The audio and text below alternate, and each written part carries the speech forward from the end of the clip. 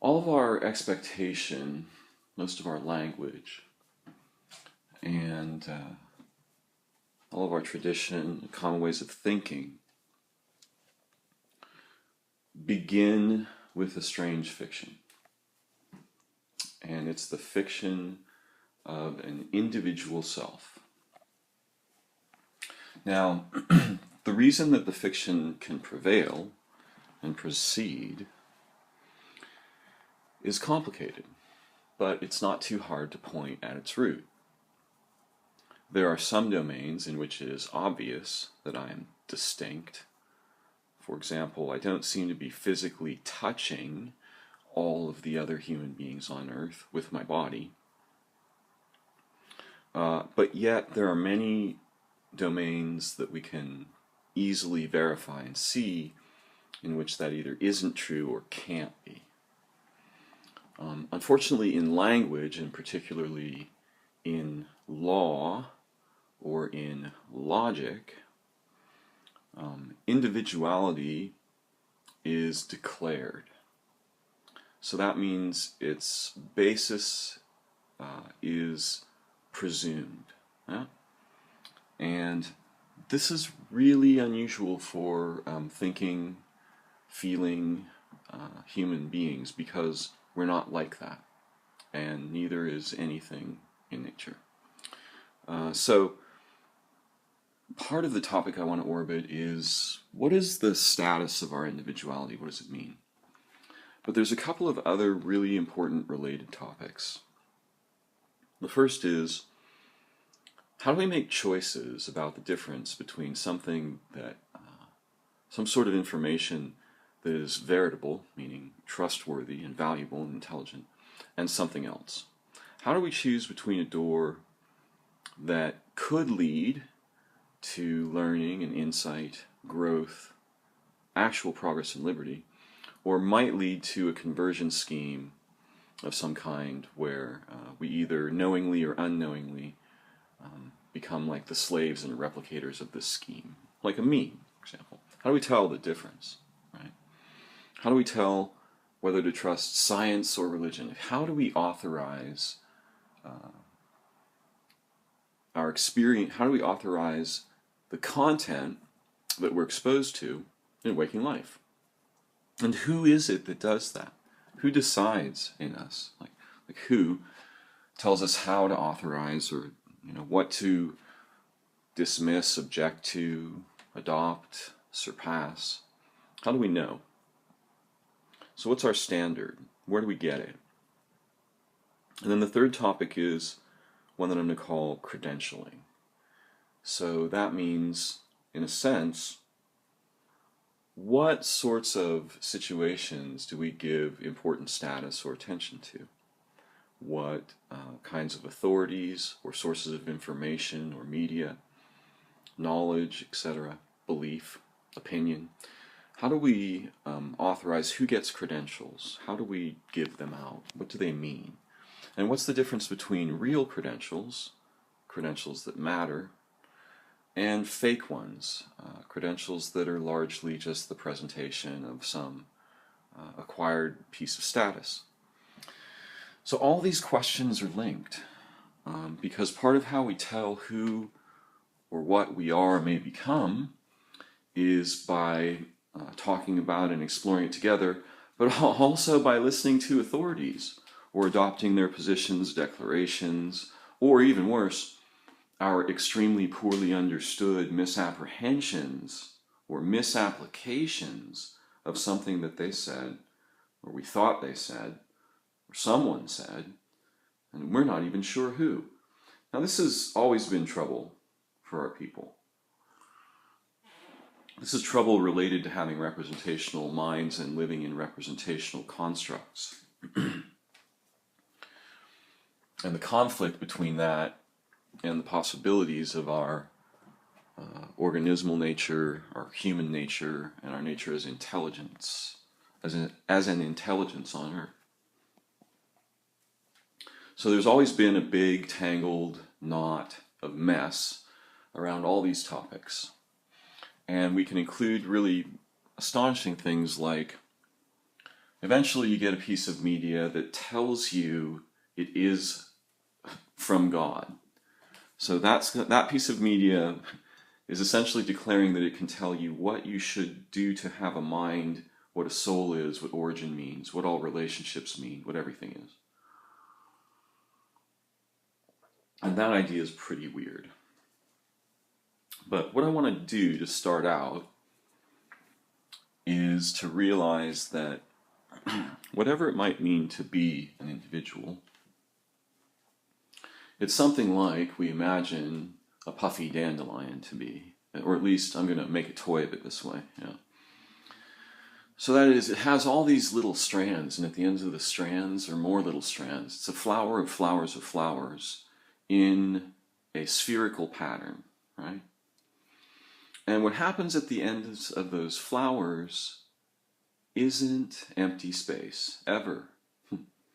No, because the whole thing is immersed in time-space, and the solar system, the Sun-Earth-Moon relationship, obviously all the local planets and objects flying around in space are included, but then it's also immersed in the field of the entire history and future of life on Earth, and it's immersed in the actual physical context that it is, the bio-relational contexts, probably billions of them, that comprise what we call, with one word, the environment.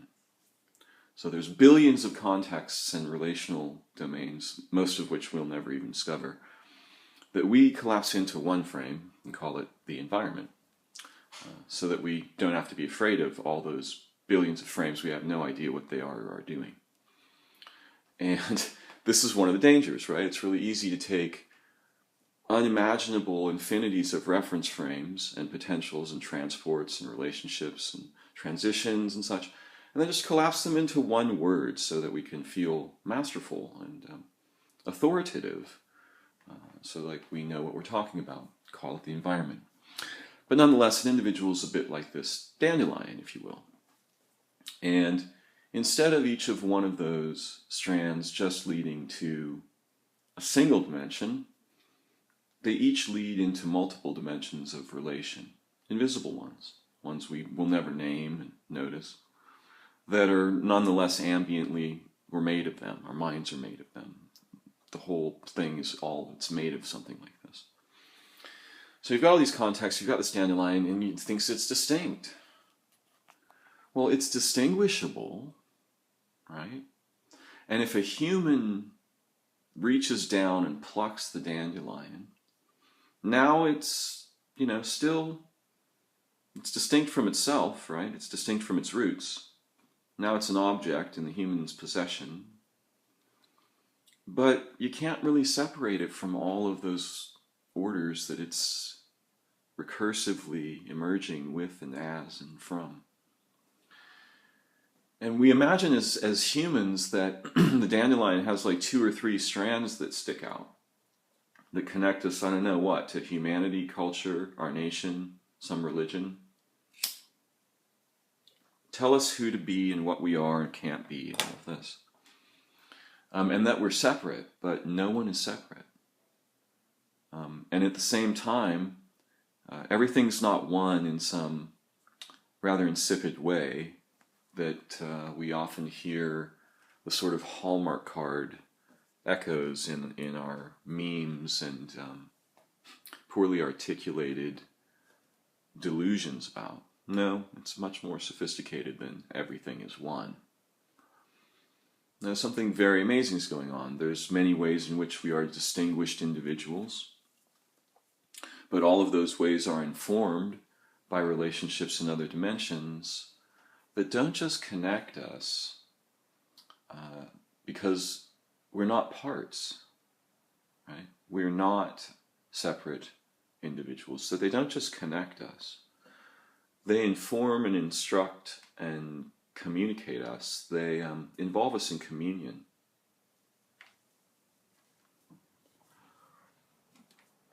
So the ways in which we are truly individuals are probably not like those we believe and practice and think.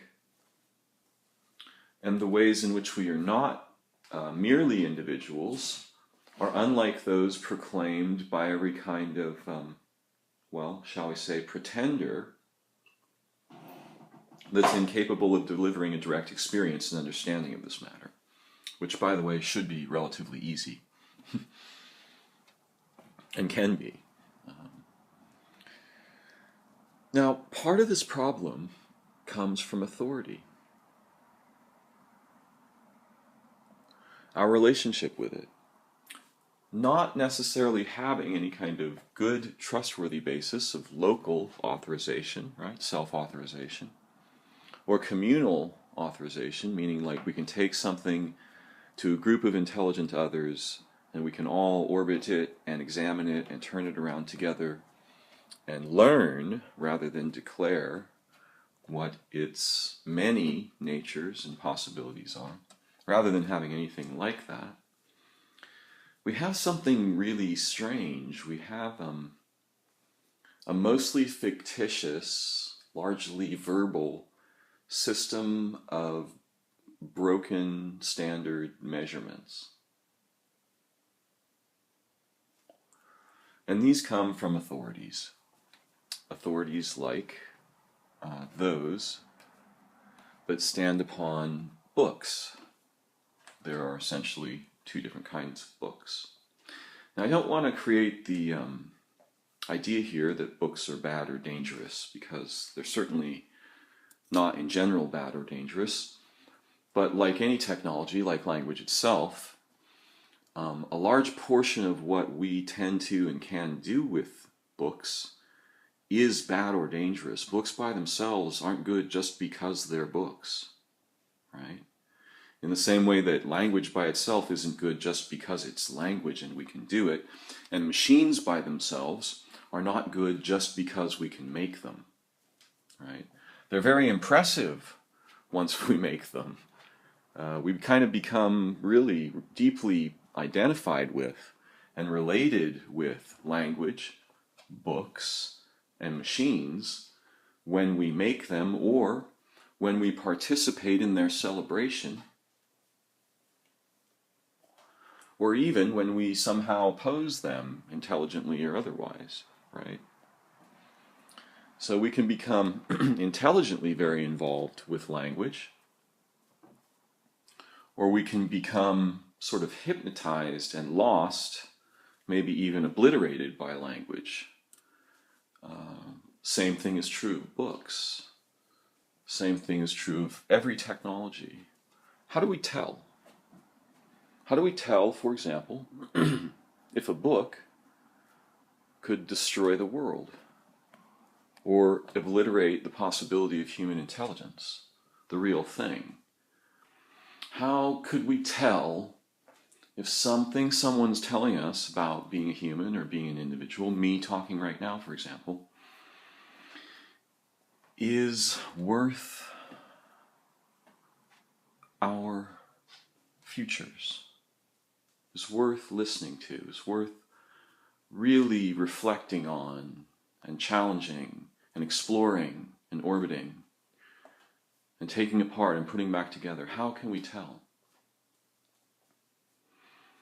Because as a largely fictional self in waking life, for most of us, in largely fictional cultures, the tiny spark of whatever we may be is buried and besieged by language, books, authorities, statements, and all kinds of phenomena that have nothing whatsoever to do with being alive. They have nothing to do with being an organism. They have nothing to do with being an animal. They have nothing to do with being human. They have nothing to do with being intelligent. They have nothing to do with being conscious.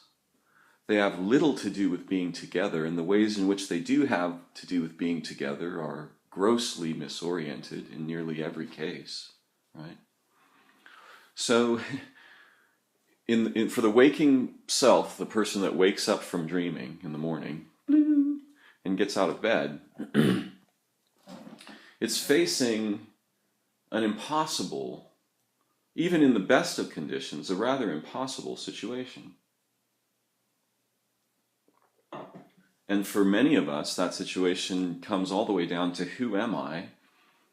And really basic questions like, what should I think? Do I think? What should I be? Can I be? Who should I be? Should is the really weird word here, as if there's a book of supposed to's somewhere telling them, right? Meaning that we're depersonated.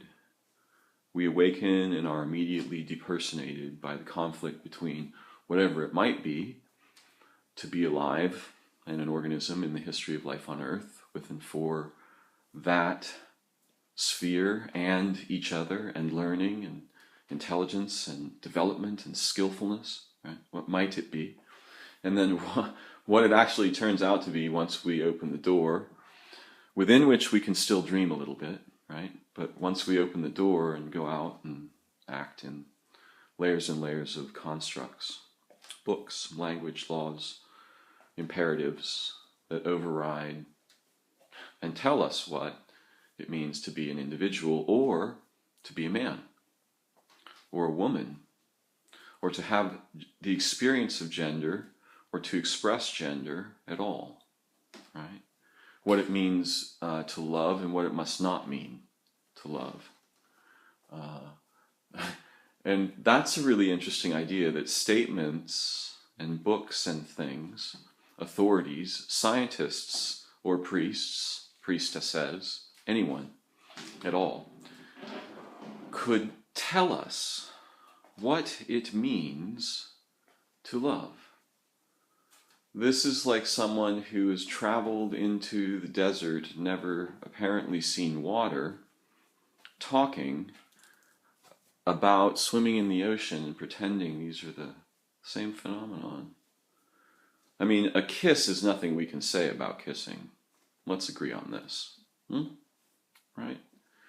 So telling us is about love and what can and can't be love is not unlike telling us what can and can't be kissing. And in fact, we'll find in many cases that those who would like to tell us what can and can't be love will explicitly tell us who we may and may not kiss and under what conditions, and how we may or may not kiss them and under what conditions. Isn't that fascinating? That language, supposedly about love, could leap above everything and just declare reality down to us. And this is the danger. Now, of course, our people have always faced this terrible danger. And its history isn't as mechanical as it appears. There are, how should we put it, mythic forces at play, to put it mildly. But we don't have to believe anything about spooky other universes. We don't have to even believe anything about souls or religions to understand everything that I've said, so far, right? We can exclude all of that and just understand that whatever it means to be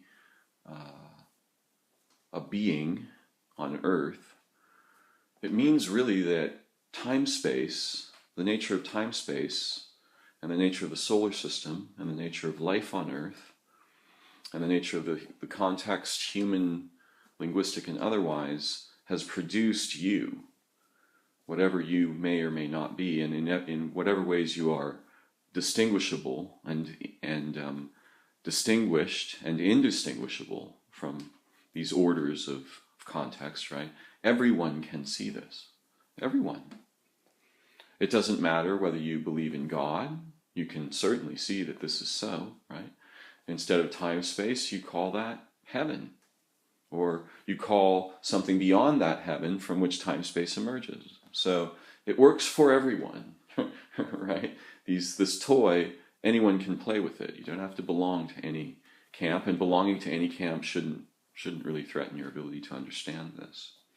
Except that you may begin to notice that belonging to any camp, especially while we're awake, has really peculiar qualities in that it starts to tell us what things and beings, relationships, situations, nature and technology, the universe, souls, our minds are or are not, can or cannot be, should or should not be. In language, in books, by authorities who declare these things to us. And then we decide whether we agree or not, I guess, many of us, or if we even understand what they're saying. And it gets worse from there because there are probably 10 degrees of understanding, and I think many of us, myself included, stop at the first one or two, presume we've understood, go on from there. So how do we tell?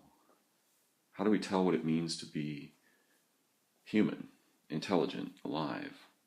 What a veritable authority is. And what becomes clear here, which we may not be able to build in our brief time together right now, is that there's a navigation metaphor here. We need something like a compass, and its pivots need to work in all kinds of different situations, many of them almost purely representational, mathematics, for example, or science. But we need some kind of a compass, and it's not like a machine. It's a living compass. It's like a mind capable of reorganizing its pivots intelligently within any context and determining, for example, distinguishing reference frames, distinguishing declarations and language from reality, noticing when we're playing with prostheses that are threatening to become gods, right? Whether we mean that in the sense of capable of declaring identity, responsibility, obligation, relation, so on, to us from above our human intelligence, or our connection with nature, each other, humanity, the history of life on Earth, which is perhaps the single most significant of all possible memberships that each one of us absolutely, inviolably is. It's not something we possess membership in. We are membership of that together, in the same way we are membership of humanity together. In the same way we are the possibility of intelligence in our people, or its many forgeries, and how should we put it, opposites, I guess. Right? We don't have these qualities. We either become and express them together, or something else is going on. And it's kind of the same thing with being an individual. Right? So an individual isn't anything all that special. In language, it's completely empty. It doesn't have any powers.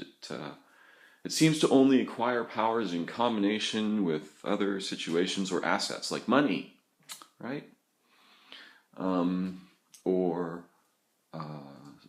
shall we say, social cachet. Yeah, the ability to manage and build and utilize relationships. But I think what I want to get at here is something that I'm in danger of overlooking, and that makes sense. Every night, when we fall asleep, we dream. And there's something really funny about language, which is that we say, for example, I had a dream. Now, this is a really strange idea, that the waking self is in possession, sort of, right? That's the implication of had, of at least the memory of itself having done something. And here's where things get tricky, and also really beautiful to see into. So it's not, we all understand what we mean when we use a simple language, and I'm not trying to pretend we don't. But the waking self and the dreaming mind, and the various many, ways of having a waking mind, are distinctly unique. And the waking mind I think, the waking thinking mind, gets the precedence really confused and thinks, I am in precedence, and off to the side, sort of trivially, I do this thing called dreaming if I fall asleep, right? And that's its kind of story about it. It doesn't realize that it's a lot different than that. So if you can imagine with me a series of figures, you can imagine a manifold, which is like a flowing, changing cloud, and then that's going to collapse from that down into a sphere. And then that sphere, and by the way, we're losing dimensionality in each of these transitions. The sphere is going to collapse down into a disk, and then the disk will collapse into a line, and then the line will collapse into a point. Now the point is now saying, I had a cloud, right? As if trivially off to the side, I farted or something, right? like as if it was something that point did, when in fact, the point is even being derived from that manifold right now while it's talking.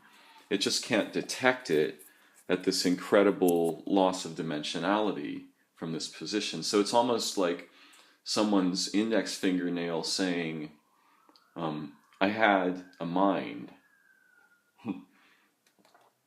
It's just the actual metonymic relationship is broken in the waking mind. It thinks that when it's asleep, it does this strange thing called dreaming.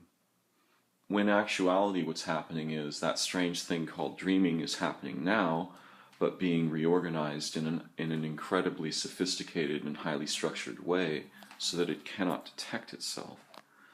The waking mind doesn't really believe that it could be or be emerging from in this moment what we might call the dreaming mind.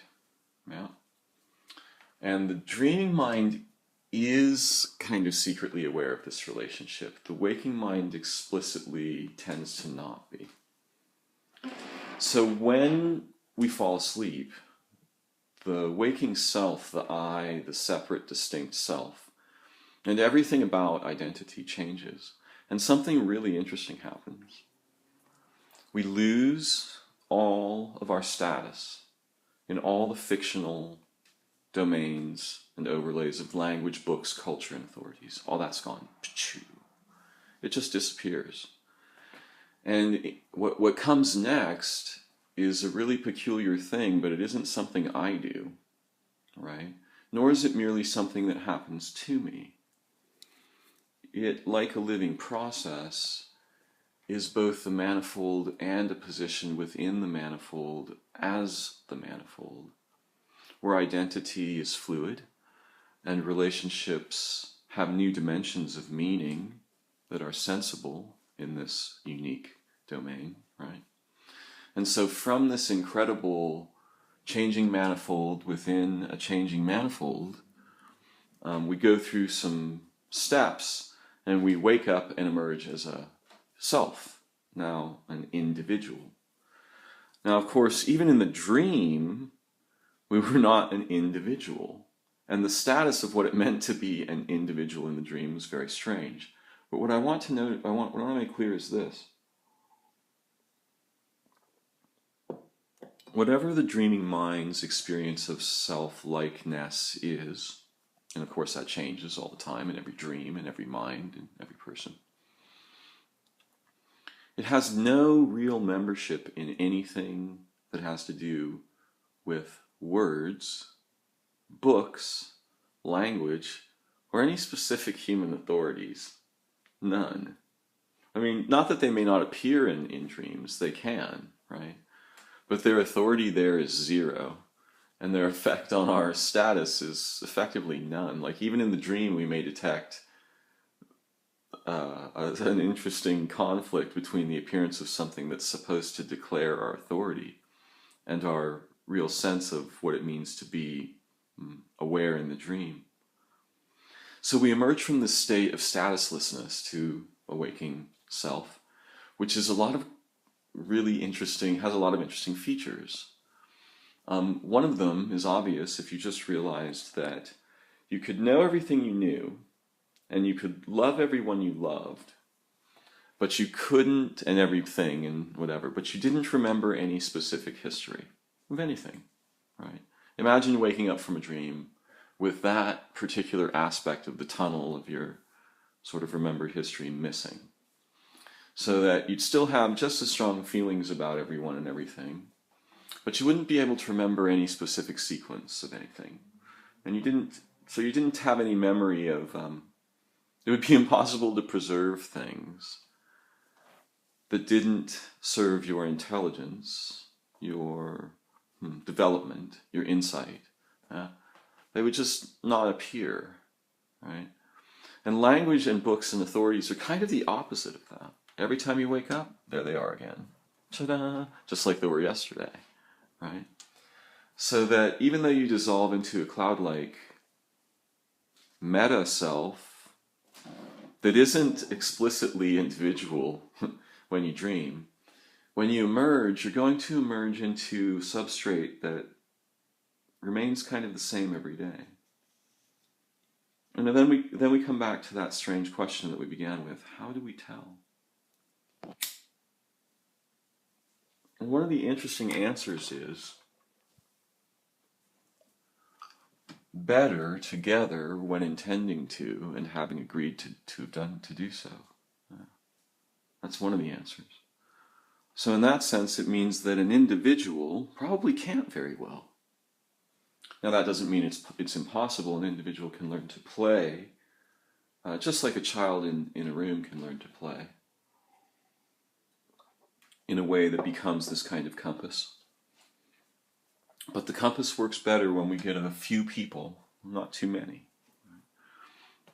together to learn how to see and also how to be and become such a compass. There are a lot of features in our culture that are really peculiar that orbit authority, authorization, and credentialing. And our actual relationship with these is far, far deeper and more profound than we can imagine. It's so profound that you might call us the parahypnotic animal. We are beguiled and hypnotized, in a sense of speaking, metaphorically, and yet not entirely metaphorically, by the simple presentation of authority itself, whether it's been verified or not.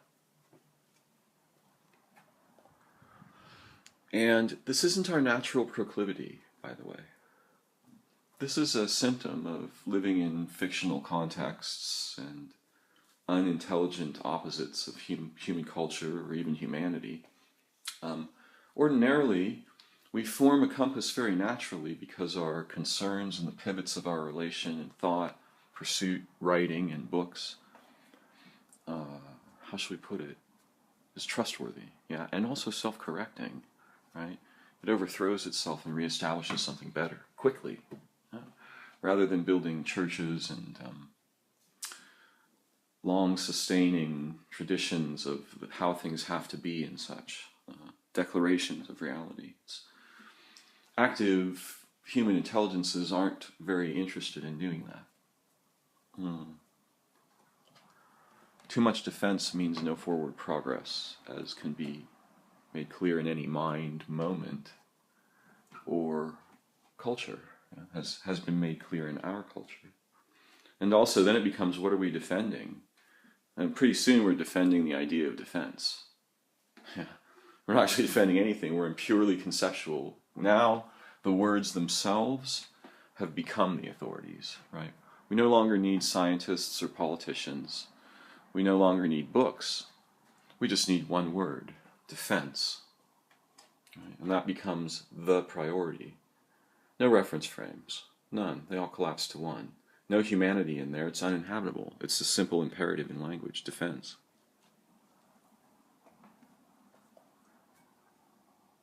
This is the same thing that happens with the self. In human culture and in language, when we can't be intelligent with it together because, well, we're doing every other thing. Not because we're not inclined to. All of us are deeply inclined towards something like the true pursuit together of meaningful roles and intelligent human agency, activity, ecological wonder and communion, right? Every single human being is inclined in this direction. Every single relationship we have with culture inclines us in some other direction, and forcibly conscripts us in other directions, very severely, cruelly, and in many ways is a process of amputation and circumcision of our true humanity, our true place in the history and meaning of life on earth, in each other's lives, in our own minds, come on, in our own homes, right? When we kiss or don't, who and where it's possible, in every single aspect of our waking lives, there are 17,000 swarming authorities, scientific, religious, political, just opinions themselves standing over us as authorities, unexamined, right? Just dead language floating in free space, right? Meanwhile, we're completely surrounded with boxes, in boxes, looking into boxes. I'm talking into a box now. I'm guessing you'll probably be listening to me from one. Our windows are boxes. We've got boxes within boxes within boxes within boxes. And there's a really interesting feature of this. It mimics the most derivative aspect of waking consciousness, which is like a whiteboard on which something is painted. By what? By who? For what purpose? Does anyone even ask? Is it safe to ask anymore in any context that we go into while we're awake? Is it safe to ask, what if we washed away the whiteboard? What if we just cleared it? And what if billions of historical authorities weren't shining through from the back? What if we just put a filter between that and us for a moment? Foop. So that entire tunnel of authority and language, books, scientists, priests, statements, opinions, is not with us. Yeah? And we can now make a mind together, with and for each other, in and as nature, in and as time-space, right? Because that's where everything is. Can't get away from it. Can't pretend otherwise. We can find out what that means, or could mean. We could begin to let a little bit of the dreaming in to what has become the sharpened tip of its opposite. And then we might have some idea what it means that we are individuals while we are awake. And then we might begin to find out, as children are born knowing, that it means something very beautiful and sacred, and that this is true regardless and long before whether questions of science, politics, God even arise. Before they can arise, this is true. And this is true of the children in nature, and it's true of the children with each other. And they find the adults very, very incomprehensibly strange. Especially their relationship with language, certain kinds of books, scientists, priests, and other authorities, or even simply statements. I remember when I was a child, there was an argument in my house because long before I could understand what it means, I had come into the possession of a sticker. This was in the 1960s. And the sticker simply had a flag and a statement, America, love it or leave it. Now, I thought the sticker was really interesting, visually. I had no idea what the implications of it were. But my parents had a rather significant argument about it, about whether or not I should be allowed to have the sticker. Yes? And I won't replay the content of the argument, but it resonated in my young mind because a simple statement divided my family and me into a dimension that had nothing to do with our relationships or with nature or with the history of life on earth or with anything real or true.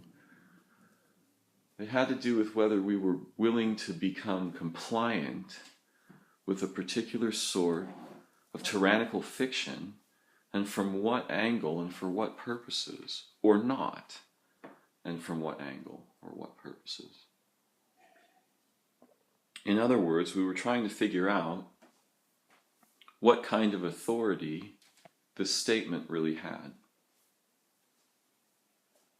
Or rather, my parents, being poorly skilled at such things, were having a bit of a conflict about it. And this looks a lot like our modern culture, doesn't it? We're arguing over statements, from separated positions of fake individuality and fake membership.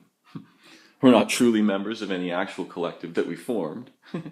We're not true individuals in any sense of having any kind of personal, localized, authorial intelligence, agency, compass, ability to, how shall we put it? To make and participate in intelligent teams or context groups, collectives, that are there with and for each other for the history and future of life on Earth, to learn and see and grow and solve a problem. Right? But with those other things in precedence, rather than having collapsed into, from a bunch of separated, very conflicted individuals, we're going to attempt to solve a problem, but our attempt to solve it will create worse problems than, which seems to be the local custom, temporally, to our epoch. Perhaps we could change that. I hope that my brief and perhaps slightly disorganized orbit has, rather than answered any questions, exposed some, that we together can learn to tend and explore, understand, to see with and into and from, to see beyond some of the, to learn to intelligently see beyond the projections of authority, and maybe even to stop creating that whole species, right, by doing something else and becoming something else together, with and for each other. Something more like intelligence and less like compliance with a swarming morass of fictions that mimic and advertise something that quickly becomes its opposite. That's the opposite of us. And I'd like us to have a direct experience of that together from now on. I look forward to what that may be and become. Thanks for joining me.